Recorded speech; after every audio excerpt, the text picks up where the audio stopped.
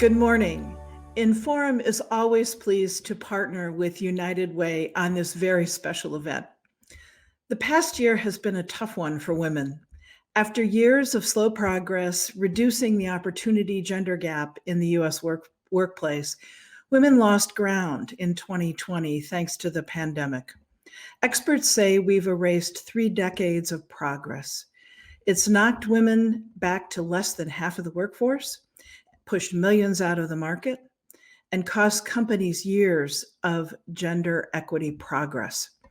The overwhelming demands of caregiving and remote schooling thrust too many women into the impossible position of choosing between the needs of their families and the requirements of their jobs. For many, re-entering the workforce and regaining lost ground will pose a new challenge. So here's what we're doing at Inforum to help. First, mentorship.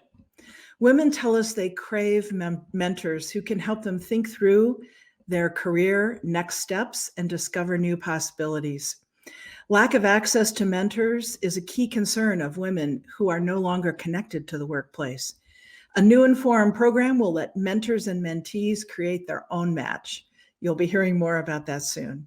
Second, on-demand learning. Inforum is building a library of learning and leadership development content that is available for download on demand. Scheduled events don't always work for women who are juggling home and work. On-demand content includes training videos and a library of podcasts featuring women who lead and the male allies who support them. And third, strategic network building. Women are struggling to maintain and build their networks right now.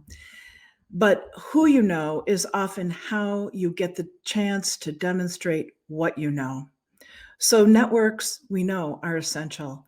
Inforum's dozens of affinity groups, all free to members, build networking into their virtual sessions. So do our leadership development programs, workshops, learning labs, and events. It will take a lot of hard work to overcome the disproportionate burden of this pandemic. But we all know that's nothing new for women. We're up to the challenge. Thank you.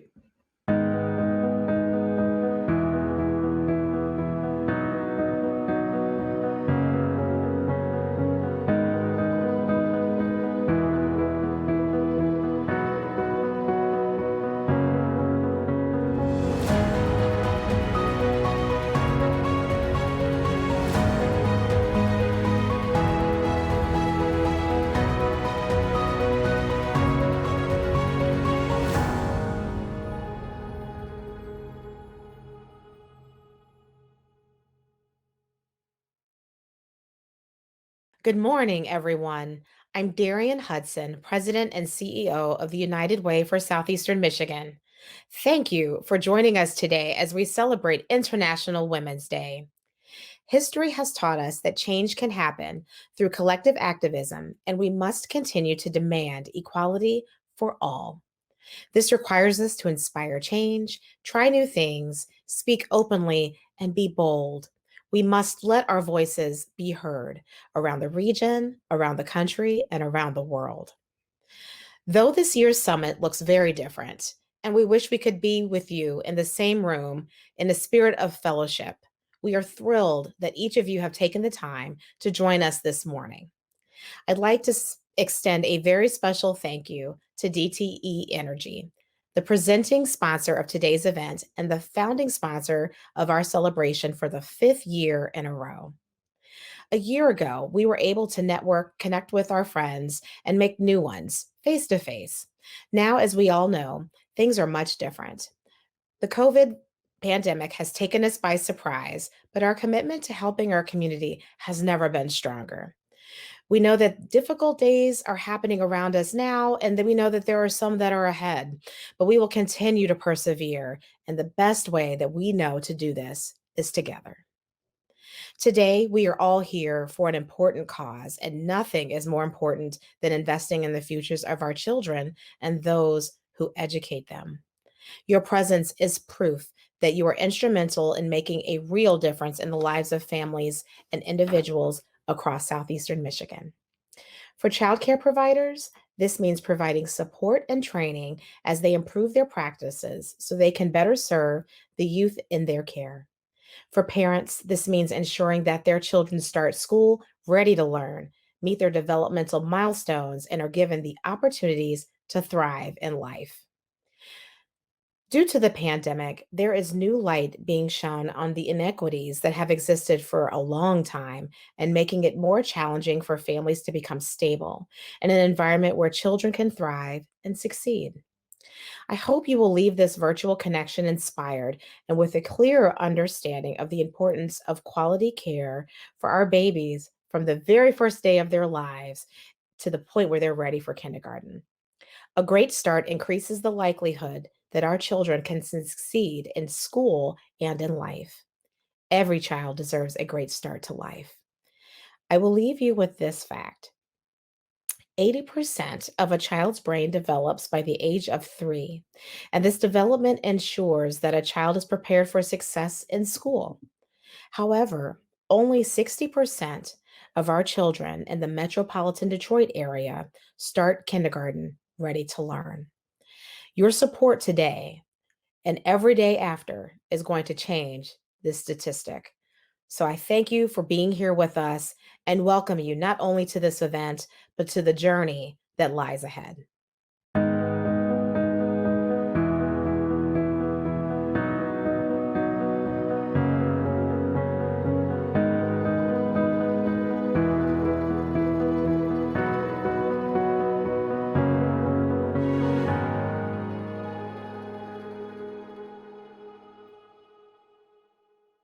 Good morning, everyone. I'm thrilled to see so many of you support United Way's Women United group this morning. My name is Allison Waldman, and I'm the CFO of Roush Enterprises. I am honored to be this year's Women United Chair. On behalf of the Women United Committee, we're excited to provide this opportunity for you to connect with each other and to learn about the women and children we've been helping in our community. Because of our efforts and the dollars raised through this event, Women United has been able to empower women in the workforce through the Child Development Associate Program and support child care providers, which ultimately has helped thousands of our children in our community thrive. This year's event wouldn't be possible without our sponsor, Dte Energy. As Dr. Hudson mentioned, Dte helped to support the founding of this event 5 years ago. We truly appreciate their support and commitment to early childhood education and intervention. We also want to thank this year's sponsors. It is amazing to see so many companies and organizations lean in and support this cause, even during a global pandemic. Again, thank you. Today, we are thrilled for you to hear from our special guest speaker, New York Times and USA Today bestselling author, Austin Channing Brown. I'd also like to welcome WDIV news anchor Karen Drew, who will be leading our fireside chat with Austin. So on behalf of the Women United Committee, thank you again for joining us, and we hope you enjoy the program. Next, I'd like to hand it off to Shelly Watts, who is the VP of Fund Development for United Way.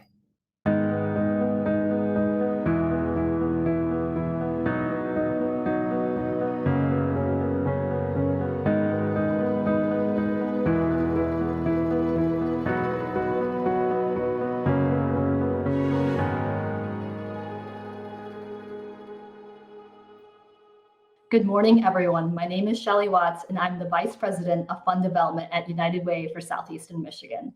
I'm a newer addition to the team at United Way, and I'm so excited to finally take part, even virtually, in what I've heard is one of the most inspirational and empowering events of the year for women in leadership for our community. When I think about all the amazing women and men in this virtual room with us today, Dr. Hudson, Allison Waldman from Roush, our friends at DTE, Mark Steers, Lynette Dowler, Nancy Moody, author Austin Channing Brown, and of course, all the incredible childcare providers. I'm blown away by the support we're all showing for the children in our community, as well as the individuals who care for those children. As a working mom of 3 wonderful children, I know how important it is to celebrate, honor, and support women, especially childcare providers. I also know what it's like to be a parent struggling to provide for my family. I've been considered an Alice household many times over my lifetime. I used to be a single mom living in an apartment with my kids, and I couldn't afford basic things like beds or clothes for them. I couldn't give them what they needed, and I actually had to put everything on a credit card just to survive. I still remember those days. Parents all want the best for their children, but that doesn't mean every family can afford it. In our region, nearly half of families are struggling to put food on the table and keep the lights on, let alone pay for things like quality childcare. Every parent and caregiver deserves access to high quality childcare, regardless of their income or where they live. Because the fact is that without the right start, children will fall behind and stay behind. United Way is working to ensure that every child in our region has the support they need to thrive from day one, when they're born to when they're graduating and beyond. And that starts with increasing access to quality early childhood education. In the last year, like in many areas of our lives, COVID-19 wreaked havoc on the childcare industry in our community. As many as 80% of childcare centers had to close at some point in 2020. Through it all, United Way was there. You were there. Because of you, our early childhood education team hosted more than 400 virtual trainings so that more than 5,000 care providers could continue their education. You supplied more than 750 childcare facilities with masks, hand sanitizer, and gloves, totaling more than 30,000 pieces of PPE. You also connected more than 400 essential workers with childcare so that they could continue to go to work. And lastly, you provided child development training for more than 70 care providers through our partner Leaps and Bounds Family Services. All of this was made possible because of all of you who volunteered your time, gave PPE, diapers and books, and financially contributed to support this work. All your donations directly impacted the lives of thousands of children in our region, ensuring they had safe places to learn, play, and grow during what was such a scary time for all of us. On behalf of those children and the care providers, and on behalf of the moms and dads trying to provide a better life for their families through the most difficult of times, thank you. Next, we're going to hear directly from some of those care providers about what they've experienced over the past year and how your support has made all of the difference.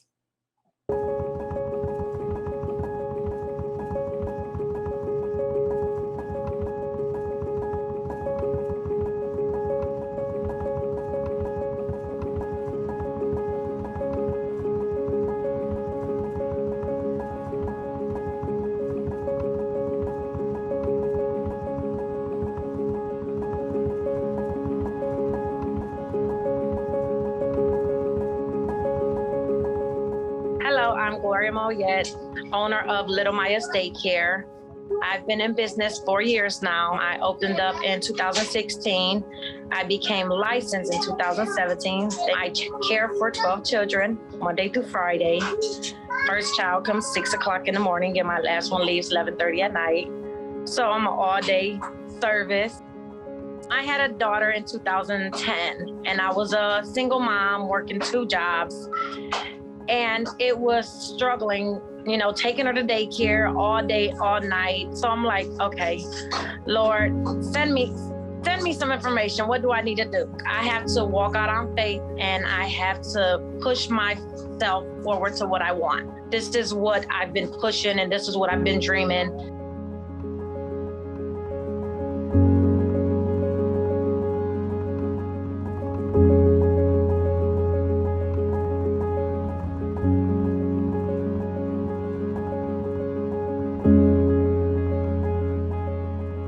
Child Development Associate Program is also known as the CDA. And the CDA prepares teachers to get a higher paying job in early child care. So United Way for Southeastern Michigan, they support Leaps and Bounds Family Services by providing mentorship through Women United.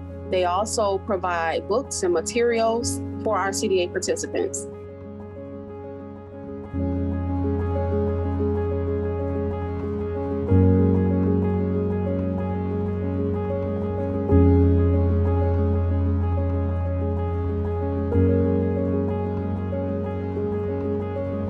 At the beginning of the pandemic, I was very afraid. The pandemic showed and proved, and the schools being closed down, it's like unbelievable. I never thought I would have so many school-age kids during the daytime and at nighttime, but we have to do what we can to help our parents.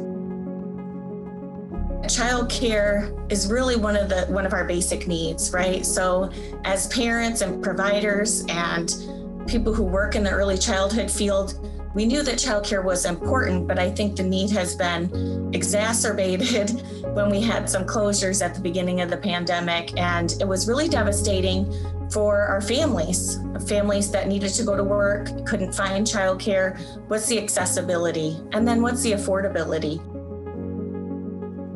We teach our participants the difference between being a babysitter and being a quality childcare professional. We always joke and say that we don't babysit. We don't train babysitters because anybody can babysit.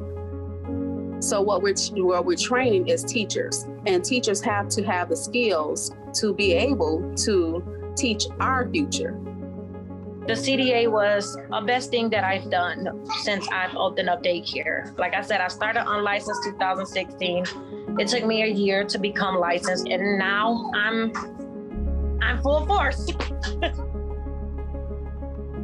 Because of donations with programs like the Women United, we have seen CDA participants go from self-doubt to being empowered, that they are able to provide quality childcare. They've gone from babysitters to qualified teachers. We have seen men and women in our program receive higher wages. We've seen men and women in our program become lead teachers. We have seen men and women in our program set out a goal and accomplish that goal. We have seen our CDA participants' confidence shoot through the roof. Being a CDA has helped me advance in my career, of course, to make me a lead teacher. And also, I am now an assistant manager to my boss. So I am very thankful. And also, I would like to perhaps go on to become a preschool teacher in the future. It's important for me to get the CDA to improve my skills, educate myself, and to understand the children development, since I'm working with infants most of the time. So it's important for me to understand children development in this age, to support their needs and to encourage them. I'm so thankful to get my CDA. I'm so excited, and thank you so much. Think of one child that you know and think about what you would want for that child. Now, what would you want for that child? What would you envision for a high quality early childhood setting to look like? And then also, what do you want for them as they grow and mature and become adults? And so if we want those children to be well-rounded and happy grown adults, we know that we have to make this investment now.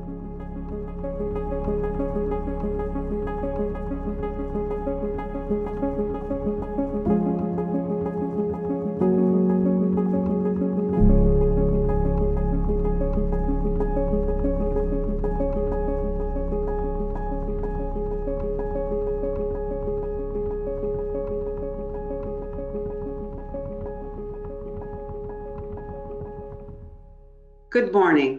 I am Leslie Murphy, a longtime volunteer for Women United and former chair of the board of directors at United Way. You've just heard about the science describing how important the first few years of life are and how critical the caregivers are to child development. Armed with that knowledge and my long-standing passion for children, I chose to get involved with Women United over 15 years ago. But passion for a cause is not enough for me. To stay involved, I must be convinced that there's an opportunity to make a real difference. We all know the child care system in our state faces a myriad of challenges. There are capacity limitations, not enough available seats in high quality, affordable settings. The system's significantly underfunded with low reimbursement rates for subsidized care. This leads to low pay for child care workers, creating turnover and staff shortages. We cannot take on all of these issues, but there is one area where I believe we can have a substantial impact. Every study tells us that caring, consistent, and skilled caregivers are critical to child development. The Child Development Associate Program addresses many of the issues affecting our dedicated and heroic child care workers. Let me give you 3 reasons why I'm so committed to advancing this segment of our work. First, CDA training gives child care workers a chance to advance their own personal development and lays the foundation for career progression in the field. This improves retention of caregivers and leads to higher reimbursement for the centers employing them. Secondly, more CDAs will help to expand the number of high-quality childcare spaces in our community, allowing more families to access high-quality care. Finally, and most importantly, more CDAs will allow our childcare workers to positively impact a greater number of children in our region. Each CDA learns and brings best practices back to other workers in their centers. Their impact multiplies, leading to greater development of children in our region. You see, it's all about the kids in the end. Helping to fund CDAs is our chance for impact, to make a real difference. Because of the generosity of last year's summit attendees, we were able to raise funds to support more than 50 caregivers who were able to earn their CDA certification in 2020. In the past 19 months, Women United supported more than 118 providers who received their CDA certification. As members of Women United, you have the opportunity to help develop the future generation of children, strengthen the community, and directly impact the lives of families in our community. I'm asking you to join me in making a gift to fund the CDA program today. Please share your giving power and do whatever you can. Making a gift today is simple. Please take out your phone and text CDA to 51555. You'll receive a link on your phone to a donation page. The link is also in the chat box at the bottom of your screen. We know everyone has a role to play. Every gift is precious, and we appreciate everyone participating at a level that works best for you. Many of you have already supported United Way through your employer's workplace campaign.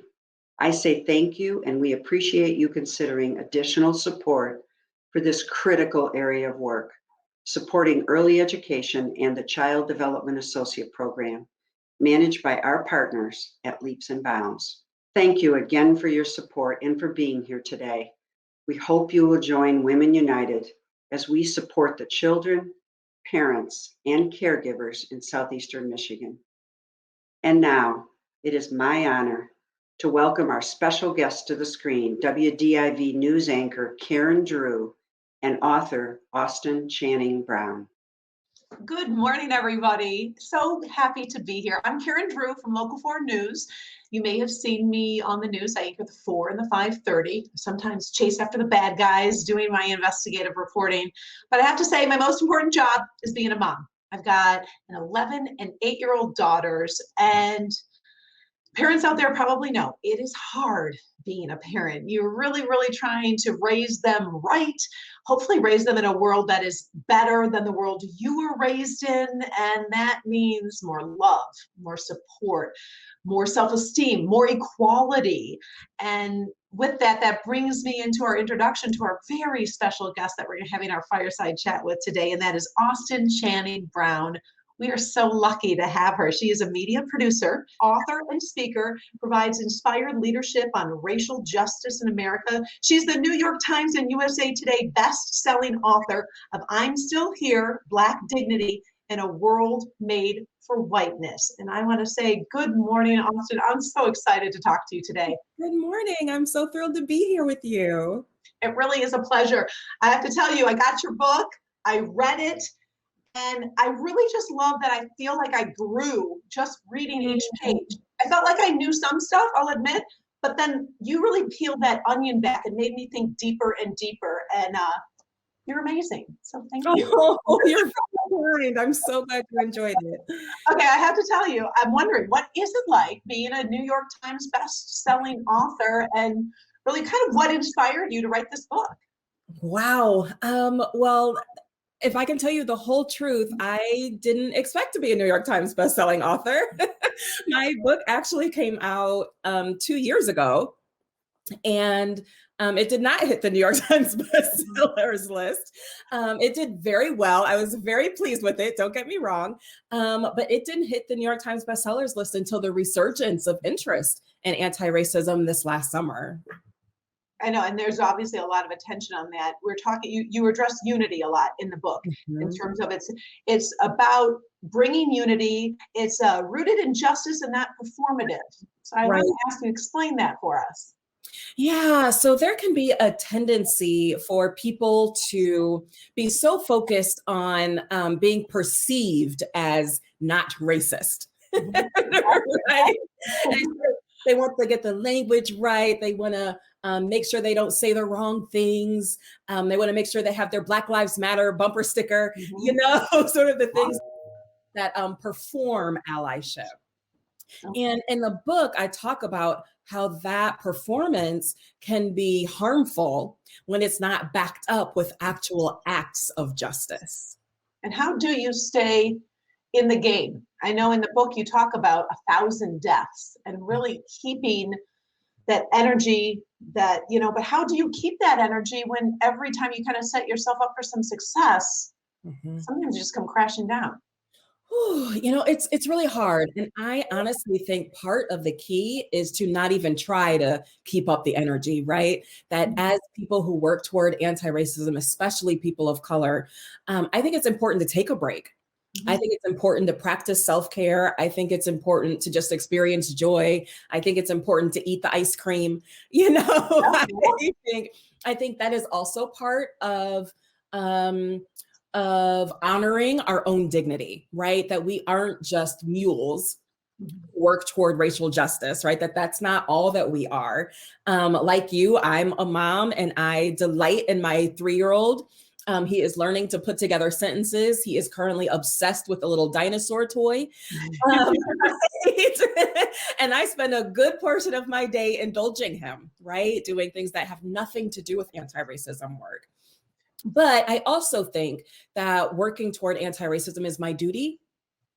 And so how I feel doesn't matter so much, right? I don't do this work only when I feel hopeful, but not when I feel disappointed, right? It's not a feelings-based work. It is work that I do out of a duty, both to my ancestors, for myself, right? And my future, my son, and all the little boys and girls out there who are still experiencing systemic racism.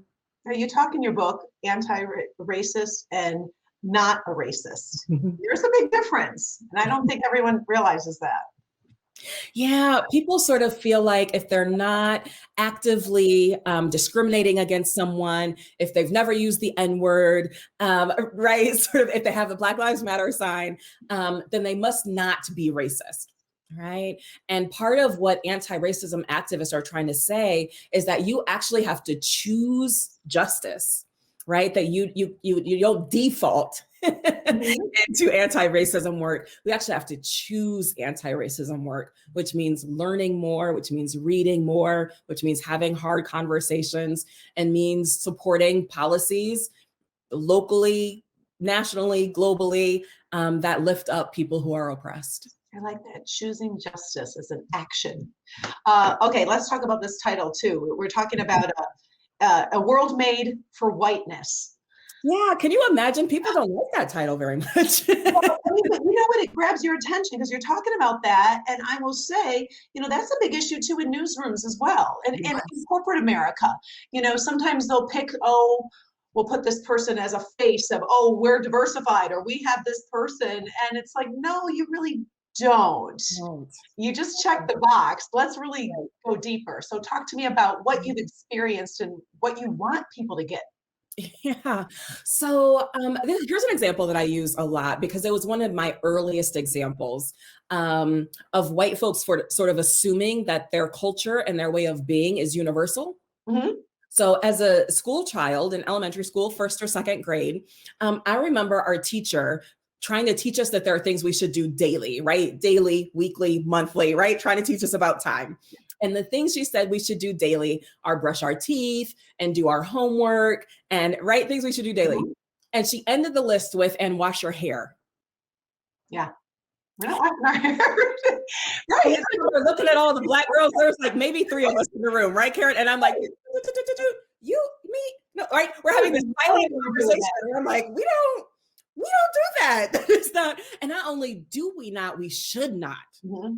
Right. And that's an important distinction, right? It isn't just sort of an innocuous, right, understanding. It's that if I did what my teacher was saying I should do, it would damage my hair. Right. Right. And so I think little boys and girls, particularly boys and girls of color, are learning from a very early age the ways that the world assumes that the white experience is normal and is universal and doesn't take into consideration the way that my culture and my upbringing and the things I enjoy are different. How do you, okay, so you bring that up in the teacher and the child perspective. I have to say I just want to hit the workplace too, because what have you seen there workplace related in terms of you wish you could fine tune? Yeah. So there's the really little things, there's the like middle-sized things, and there's the big gigantic things, right? Yeah. So little things can be icebreakers, can be the way you communicate. For a long time, so we're in Michigan, right? And it is not unusual to hear a group of white people talking about going up north. Yes. Right? That is a very common language. Oh. Is there anything wrong with going up north? Of course not. Right? Like that's great. It's very pretty there. But if that's the whole conversation, right? If the whole conversation is about your vacation home up north, what you did on the beach, then that means I can't participate because I don't have that experience. I don't have a house up north. Mm-hmm. And quite frankly, Karen, I don't really want to go up north. I would much rather go into the city of Detroit and hang out at Eastern Market. You know what I mean? Right. So there's the ways that we just converse with one another and the ways that we assume normality that can be really isolating, right? Not necessarily harmful, but isolating, where I don't feel like I belong. Then there's the middle things where the values, the ways that we treat particularly women of color, sometimes women altogether, right, can be very different. So for example, a man gets up in a boardroom and he says, you know, I'm just experiencing a lot of frustration with the way things are going right now. And he is applauded for expressing his anger and for wanting the team to be better. But if a woman, and particularly a Black woman, does the same thing, now she's angry, she's unappreciative, she might need to think about getting a new job, right? It's the way that she is perceived and treated that makes the workplace sometimes unbearable because she is not being seen for who she is in the same way that her counterparts are being seen for who they are. Yeah. That last tier, Karen, is the big stuff, right? It's the wage gap, it's the retention, it's hiring, right? It's all those systemic issues that we can see statistically. So what are we talking? You need an ally at work, and you use the word effective allyship. So you need someone you can kind of depend on, that you can trust, that can help improve this language barrier really that we have. Yes, it's so important. So I have a few rules for allyship. Number one is that allies are more focused on being courageous than being nice. Okay, there are a lot of allies who just want to be like, okay, I want to disrupt the system, but nicely. Right? And allies have to be more focused on being courageous and being willing to say something, being willing to disrupt these conversations in order to show their allyship.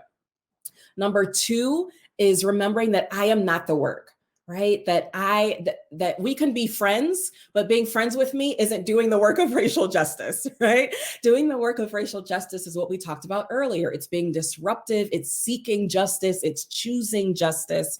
Being friends with me might help you toward that work, right? But I am not the work. Number 3 is to remain teachable and committed to this work. And I'm not going to lie to you, I forget number 4. So if I remember, I'll come back to it. That's okay. It's not to remember, right? You used the word intersectionality. Yes. In your book. Explain what that meant. Oh my gosh, it's so important. I'm so glad you asked this question.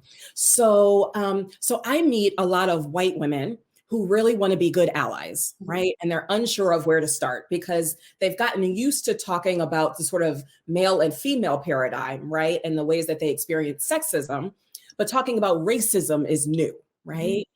And so sometimes what white women will do is they will say, here is the wage gap between men and women. Yep, I know exactly where you're going on this. Yep. And that's true, right? There is a gap. But there's another wage gap we need to address. That's not right. We also need to address that Black women make less than white women, that Latino women earn less than them, right? And that, right? So when we talk about the wage gap, we can't just do it through the lens of white womanhood, right? And that's what intersectionality is. It is acknowledging that there are layers to oppression, right? So it is responsible for me to not just know the difference in the wage gap between my own group, right? It is also important that I recognize the Latinas experience. Right? I think it is up to, in that particular topic, women, it is the responsibility of white women to inform themselves, to know and to speak up. It's our job. It's not anyone else's job, really. And if we don't do that, we can't then tout equality and all this other stuff if we're not recognizing that gap. That's exactly. And the importance of that is that if we were to solve it, right? So if the statistic between white women and white men gets solved, what does that do for Black women and those who are making even less? Right. Nothing, right? So if we say that we're for all women, we have to make sure that we are acknowledging the oppressions, both the ones that we face, but also the ones that we don't. And that is what intersectionality is really about. It's about noticing the oppressions of others, even if you don't experience them. And by doing that, you mentioned too, having that diversity of thought. Yes. You have to start thinking differently, not only socially in your family, in your neighborhood, but the workplace too. That's right. That the work of racial justice should be transformative, right? It should be transforming who you are. It should be transforming your worldview. You should be asking new questions. You mentioned earlier, kids, you should be teaching your kids and having new conversations with them, right? That if you can compartmentalize your racial justice, you're probably not quite at allyship yet. Very well said. Yeah. Okay. Now you mentioned you wrote your book and it became New York Times bestseller 2 years later. Yes. But that's because of the time we're in. And then that book, White Fragility. Yes. That was written a while ago and that became popular again. And I just got to ask you, what's your thought on that book, the message, the author? Yeah, I'll be honest, I haven't really investigated her a whole lot. What I will say, at least in terms of theory, right, is that I like the idea of white people teaching other white people, because there are some conversations I don't want to have with white people. I mean that very personally, right? Not that no Black women should. That's not what I mean. Not there.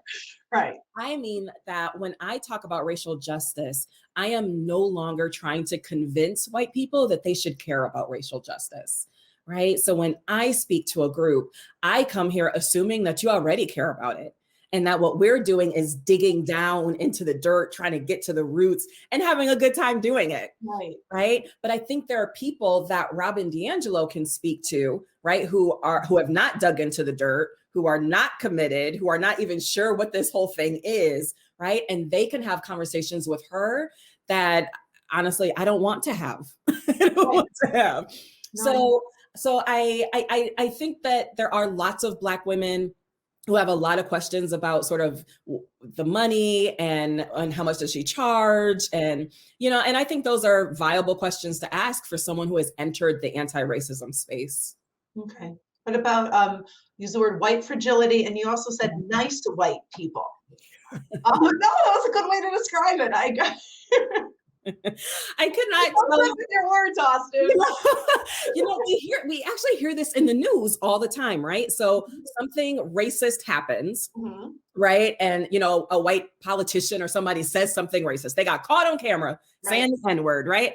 And before you know it, somebody, either that person or a friend, says, you know what? They're so nice. They couldn't possibly be racist. They're so nice, right? And there's this idea that as long as a white person is nice, then they can't possibly be racist, right? And a good portion of my book is saying, listen, all I know are nice white people. They still racist, right? They still fall into the trap. Yeah, exactly. They still fall into the trap of white supremacy, because that's the water that we're swimming in, right? And so even if you're nice, even if you're quote unquote good, even if you're still well-intentioned, back to what we keep saying, we should title this, you have to choose justice. I like that. Now, obviously, this is a United Way event, and obviously we talk about all the great things and services they do for families. And I think this ties into our women's issues point, where white women, Black women, Latina women, we all see an issue of whether it's income or daycare or expenses very differently. It's so important. First of all, I want to applaud those who work with this organization, because it's some people usually one of the first questions I get is, well, if I care about racial justice, what should I do? And you are already doing it, right? You're already there. You have found what you're passionate about and you are leaning into it, right? But the second step goes back to intersectionality, that we have to realize that even though you are passionate about housing, it's important for me to be passionate about income, right? And it's important for somebody else to be passionate about early childhood, right, education. And it's important for somebody else to be concerned about the criminal justice system. Why? Because all these systems work together, right? So if I care about housing, I have to also care about schools. Right? If I care about schools, then I also have to care about early childhood education. If I care about that, well, now I have to care about income and whether or not women can afford it, right? So it's not that that the thing I care about is most important, right? It's that I'm going to be an expert on this, and I'm going to work towards this, and I'm going to meet you, right, as you travel down your own road toward racial justice, because I recognize that what you're doing is ultimately going to impact what I'm doing, that we're working toward the same goal of justice. And I need you doing that work. Not that you are in any way an opponent or taking away, right? We got to get rid of a scarcity mindset, that we are all working toward the same thing, and we need all of us. Now, obviously, we got a lot of leaders in the room listening, and we love that. But we also need to kind of depend on them in terms of leading us into that anti-racism discussion. What kind of tools can you give them to maybe get that going? Because that can be scary if you haven't done that before. It's so true. It's scary when you have been doing it for a long time. So I will say, first of all, the truth is that there are more resources than have ever existed before, with internet, with technology, with online libraries, with webinars and lectures. And there are so many avenues to choose from. And I could actually see people being paralyzed by the choice, but it's really important. It's really important that you start reading books about that thing that you are most passionate about. It's important that you go and find the communities that have already been doing that work and ask them how you can support that work. And it's important to have your own little group of allies. I strongly believe that the work of racial justice should not be done in isolation, that you should be doing it in community, because that community makes it so much easier to pursue this. What do you say to the folks, and I've had this conversation before, that President Barack Obama, Vice President Kamala Harris, we've made so many strides. I mean, this isn't the 50s. This isn't really a racist anymore. Look at all of these opportunities. Totally. And I kind of take a deep breath and I pray sometimes. Because I'm really trying to be like, okay, you're kind enough to ask that question, so I'm going to try to be calm. Right. But it really irritates me. Right. Yeah, so I definitely want to talk about the answer to that question. Okay. But first, I just want to acknowledge the question, right? Okay. That it's really important that other white people really practice patience with their white counterparts, right? And believe me, I know, like, I hear that question, I like want to do this, right? So I get the inclination, right? But it's important that if a white person trusts you to have that conversation, then I need those white allies to remember what it was like before you knew what you knew, right? Okay. Right?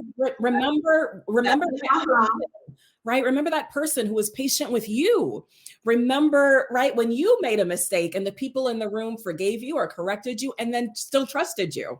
You know, that we have to have, I wish I could see a little more humility from white allies who are sort of exercising a level of patience so that women like me, right, don't have to answer that question. We need to be a little less righteous, a little bit more forgiving, and allow that space. I think it's important. Thank you. I needed that because I get irritated sometimes, and that's natural. I sometimes think, oh, I can help you, I can get to you, and then when I see I can't, I'm just like, I don't know what to say.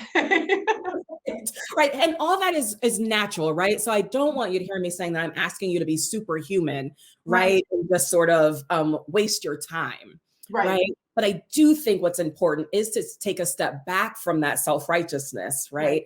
And remember what it was like when you too were confused and you didn't have answers to those same questions, especially if the question is being asked honestly, right? And there's a difference between that and someone writing on your Facebook page, you know what I mean? Why are there so many Black Lives Matter signs or something? Right. That's very different, right? That's very different from someone who genuinely wants to know and has come to you to find out because they think that you're a safe place and they think you know the answer. Okay. Where's the, look at me, I'm asking you like you're going to know, but where's the world going to be in 5 years? Or where do you see it being on this topic? Honestly, I have no idea. And the reason why I have no idea is because the heart of that question that makes us irritable, right, is we come so far, is that we have. Yeah. We have come far. My grandmother was born in 1928. No, 1931. She was born in 1931.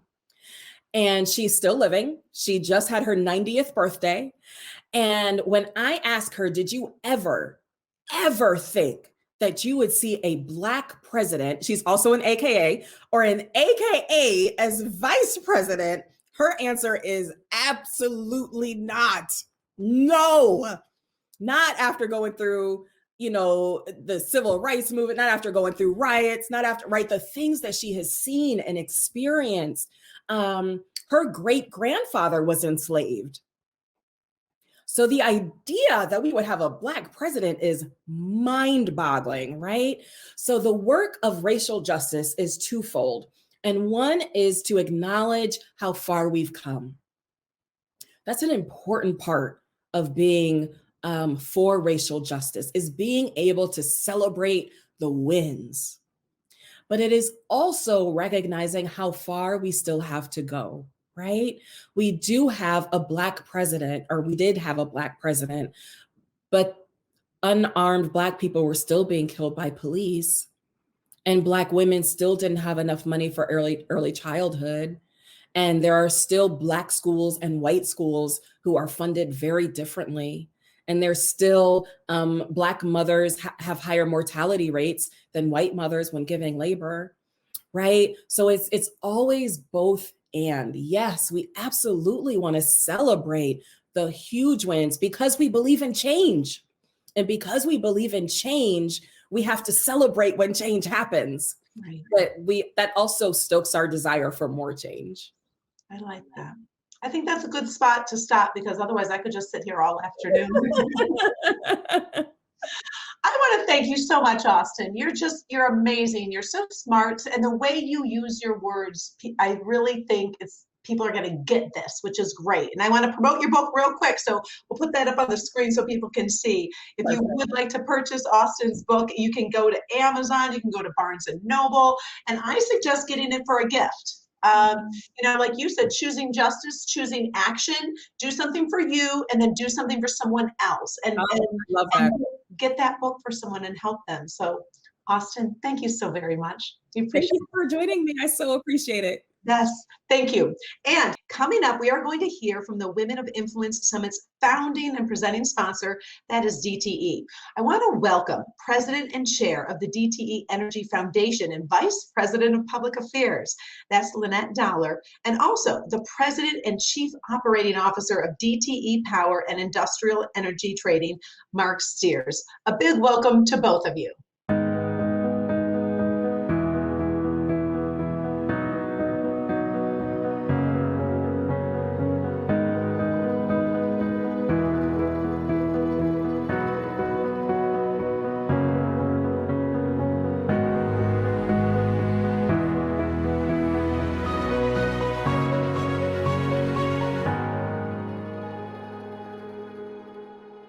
Good morning, everyone. I'm Lynette Dowler, Vice President of Public Affairs at DTE Energy and President of the DTE Energy Foundation. Thank you for joining us today as we lift up women and men through our unified mission. 2020 was a hard year, one that's monumental moments created ripple effects, ultimately impacting many, if not all of us, personally, profoundly, and permanently. However, we persevered and are here today through unity as we celebrate our collective victories. I am proud to be part of this special event that honors women. I am also grateful to work for DTE, a company that recognizes the powerful impact of our Women United work to create stronger families and encourages employee involvement in serving others. I also want to thank United Way of Southeast Michigan, who we are joining forces with today for the fifth year running to honor and raise money for remarkable women who are powerful advocates for equity and inclusion. I also offer heartfelt thanks to all of you. This event has grown larger and more successful year over year because you keep spreading the word and opening your checkbooks. I'm pleased today to let you know Mark Steers, President and COO of DTE's Power and Industrial Business, is here with us today. Mark also serves as the Vice Chair of the United Way Southeast Michigan Board and is a strong advocate for Women United. Thanks so much for joining us today, Mark. Hey, Lynette, thanks. Hey, I'm proud to say that DTE and United Way have been deep partners in supporting our community for over 40 years. And we honor and move through that partnership, not only in the work we do through the foundation and our employee contributions, but also through volunteering. Last year, despite the pandemic's limitations, DTE employees logged over 60,000 volunteer hours in service of nonprofits in the communities where we live and serve. United Way is one of our most valued partners in focusing our efforts on high impact initiatives where our 10,000 team members can make individual and collective differences in our communities.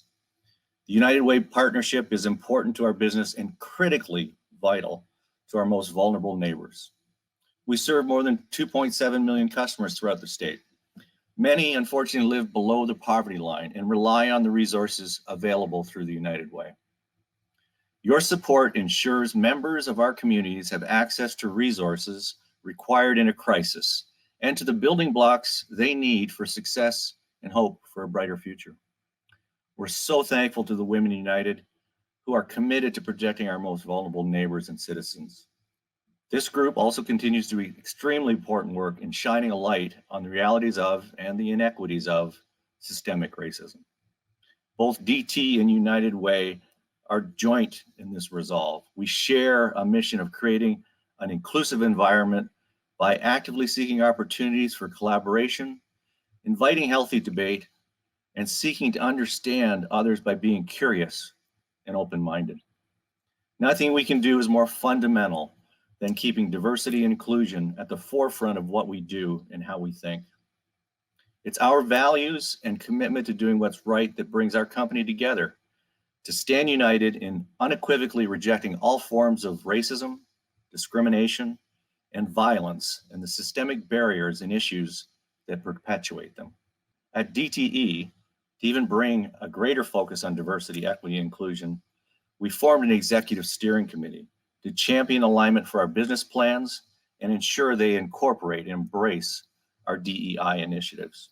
Our team also joined other business leaders in a press conference last year hosted by Reverend Dr. Wendell Anthony and Detroit Mayor Mike Duggan to denounce racism and stand united as a force for positive change and justice in our communities. Words and commitments can be beneficial and they're important in some ways, but we know it's clearly time for action, and we're doing our part to be a catalyst for this change. Thank you so much, Mark. These transparent, sometimes difficult conversations provide the opportunity to create real strength across the board, ultimately building stronger communities. And that is why we are here today, doing our part to raise awareness and the always needed funding to serve those who need our help. On behalf of DTE, thank you for joining, listening, and opening your hearts to everything being shared today.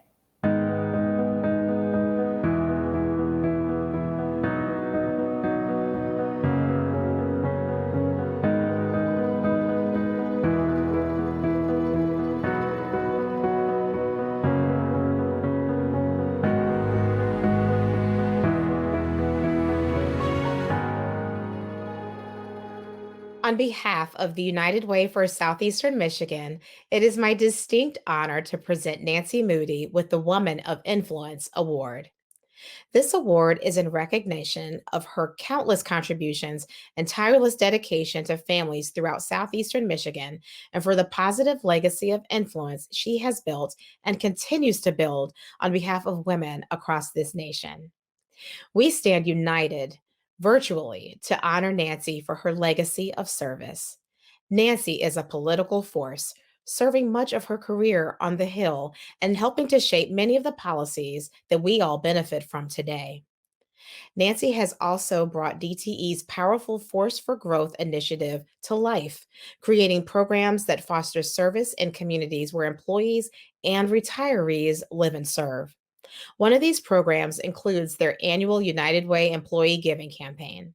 Over the past decade, Nancy has dedicated her time and her energy to supporting United Way, both personally and professionally. I am so fortunate to call Nancy Moody a friend. And anyone who's met Nancy before knows that she's a friend to everyone that she meets. She uplifts women, she uplifts communities, and she uplifts all who are here on this earth to serve and to try to make Metro Detroit, make Michigan a better place. She's phenomenal. She is also a founding member of our Women United, and the first Women of Influence event in 2017 happened because Nancy was instrumental in pushing to make sure that this event came to fruition. Nancy, I am so honored to present you with this award, and I wish that I could be there in person to hug you and thank you over and over again for all of the things that you have done to make United Way a better organization, to make sure that all of our providers had what they needed in our early childhood programs, and your commitment to making sure that DTE truly was a force for growth, that you saw the vision for it to be. Thank you for being an advocate and a change maker in our community. We will be forever grateful, and we will continue to uplift the work that you started here with United Way and making it a better place. What an incredible and humbling honor to receive Women United's first ever Women of Influence Award. Special thanks, of course, go out to Dr. Darian Driver Hudson. She is leading a terrific staff and a committed group of community partners like you who are building ever more efficient pathways to produce ever more impactful evidence-based results. You are fulfilling the basic human needs of families across Metro Detroit and changing lives, teaching families not to simply eat the fish, but learn how to fish. This Women of Influence Award truthfully belongs to so many other amazing women. And I want to call out in particular Beth Ardisana, Leslie Murphy, and one of my former colleagues at DTE, Dana Williams. You have been giving of your time, talent, and treasure for many years, as have other women. And so, on your behalf, I most humbly and with a heart full of gratitude accept and thank you for this beautiful honor. As much continues to change around us, it is so encouraging to see such a wonderful turnout by all of you today. I wish to give a very special thank you to all of our speakers, Allison Waldman, Leslie Murphy, Mark Steers, Lynette Dowler, Karen Drew, and the incomparable Austin Channing Brown. What a wonderful, wonderful moment to have with you today. And I believe all of us are leaving more charged and more inspired than ever before. We have heard powerful and insightful messages from our speakers, as well as a clear explanation of the challenges that lie ahead. As a result of the outpouring of donations and volunteer support from our partners and individuals like you, we have been able to support 118 early childhood providers in 3 years' time. But there is still so much to do, especially as the paradigm of how we educate children continues to evolve. So we thank you for the work that's already been done. And again, we welcome you to join us and to continue to join us in the journey that lies ahead. Thank you for taking the time to be here this morning. If you've already made a contribution, volunteered, or supported United Way and our early childhood programs, we thank you. And our community thanks you too. If you are inspired by what you have heard today and want to get more involved with Women United, please visit unitedwaysem.org/Women United. Thank you, stay safe, and stand united.